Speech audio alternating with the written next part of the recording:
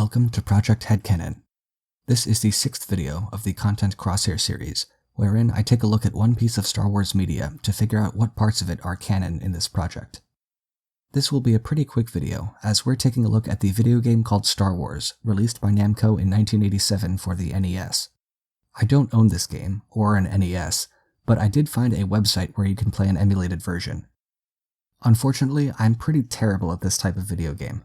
I made about half an hour's worth of attempts and then I gave up. Fortunately, I did find a few playthrough videos on YouTube, the highlights from which will be on screen now. This game very loosely follows the story of A New Hope. You play as Luke Skywalker, and you're trying to rescue your friends, each of which has been captured on a different planet and guarded by a different boss.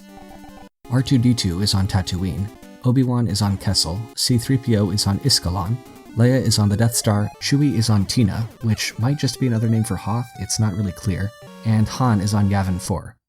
In between each planet, there is a space battle sequence where you shoot down some TIE fighters. After the Yavin level, you fly an X-Wing and blow up the Death Star to beat the game. Gameplay-wise, it's a classic 2D platformer. You use a lightsaber to fight various creatures and stormtroopers on each level. The bosses, though, deserve a special mention. Each one initially takes the form of Darth Vader, but depending on which planet you're on, they shapeshift into a different monster after you hit them once. You face Scorpion Vader on Tatooine, Gyaos Vader on Kessel, GLaDOS Vader on Iskalon, just regular old Darth Vader on the Death Star, Wampa Vader on Tina, and on Yavin 4 it's just Darth Vader again, but this time he's got a gun. Just by that statement alone, it's clear that Namco took a lot of creative liberties with the story of Episode 4 when making this game.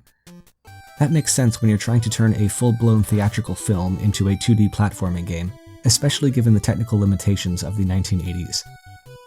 The gameplay is fine, I guess, although it's pretty unforgiving for a relative novice like me. The music really got on my nerves after like 2 minutes. I ended up muting it.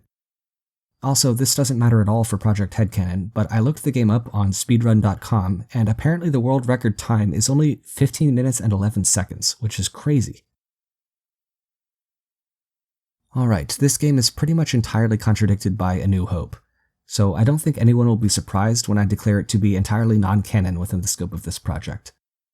Its story footprint is quite small, so it was trivially easy to cut. I will say one last sayonara to all of those weird shape-shifting Darth Vader bosses, may you rest in infamy. Truth be told, this whole video is basically just a formality. After I stumbled upon a reference to this game on the wiki, I knew pretty much right away that I'd have to cut it. I still did my due diligence of researching and trying it out myself, but nothing jumped out at me as worth keeping. After cutting this game, I did some more research, and I found that there are a few other games released shortly afterward that basically follow the same formula. Take an original trilogy film and turn it into a 2D platformer of some sort. While I do consider each game to be a single piece of media, it would be pretty time-consuming to make a single video for each of them, especially if the entire analysis and canonicity section will be nearly identical to this one. So I think for the next video, I'll look at all of those remaining games at once. Until then, may the Force be with you.